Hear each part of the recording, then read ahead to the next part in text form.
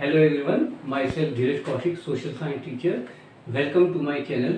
हम लोगों ने पिछली कुछ वीडियोस में जो बात की है वो बात की है एग्रीकल्चर के डिफरेंट टॉपिक के बारे में। आज हम उस पर आगे की बात करेंगे।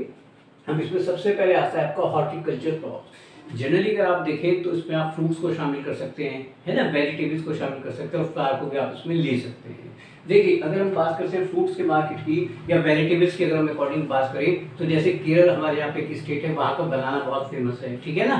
जैसे आपने नागपुर का नाम सुना होगा, नागपुर का ऑरेंज बहुत फेमस है, ठीक है। जम्मू कश्मीर और हिमाचल प्रदेश में हम जाते हैं तो वहाँ का एप्पल जो है बहुत फेमस है, ठीक है।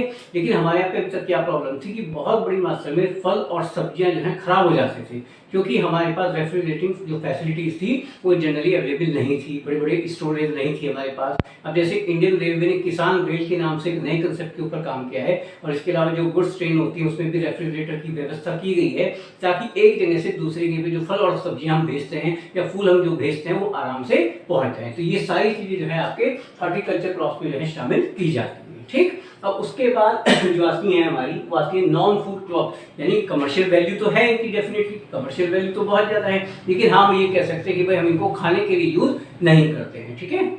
हम उसमें सबसे पहले जो है रबर को हम शामिल करते हैं।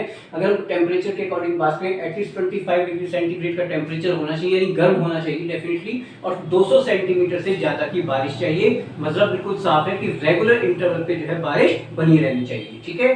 केरल और तमिलनाडु दो मेन स्टेट है जहाँ सबसे ज़्यादा इसका प्रोडक्शन किया जाता है और बहुत सारी इंडस्ट्रीज में एक रॉ मटेरियल के तौर पर हम इसको यूज़ करते हैं, ठीक। उसके बाद अगर हम बात करते हैं डिफरेंट फाइबर क्रॉप्स की, तो आप इसमें कॉटन को ले सकते हैं, जूट को ले सकते हैं, हेम्प को ले सकते हैं और सिल्क को ले सकते हैं। तो इनमें से जो पहले तीन हैं वो तो सॉइल के बिहाफ पे डेवलप होते हैं, ठीक है। और जो सिल्क है वो हम जानते हैं कि सिल्क वर्म के बिहाफ पे हम उसको डेवलप करते हैं, यानी जिसको आप रेशम का कीड़ा भी कह सकते हैं। और रेशम के कीड़े से जो आप ये तंतु लेते हैं या जो आप जो है सिल्क को लेते हैं, इसको हम क्या कहते हैं, सेरीकल्चर के नाम से भी हम लोग इसको जानते हैं, ठीक। अच्छा, अगर हम कॉटन के अकॉर्डिंग बात करें तो डेफिनेटली आपको टेम्परेचर बहुत ज़्यादा चाहिए, ठीक है। 210 फ्रॉस्ट फ्री डेज आपके पास डेफिनेटली होने चाहिए, ठीक है। इसके अलावा लाइट रेनफॉल होनी चाहिए और ब्लैक सॉइल जो है इसके लिए बेस्ट मानी जाती है। जो दक्कन प्लेट्यू का हमारा इलाका है उसमें जो ब्लैक सॉइल होती है वो इसके लिए बेस्ट मानी जाती है, जिसे आप ब्लैक कॉटन सॉइल के नाम से भी जानते हैं, ठीक है।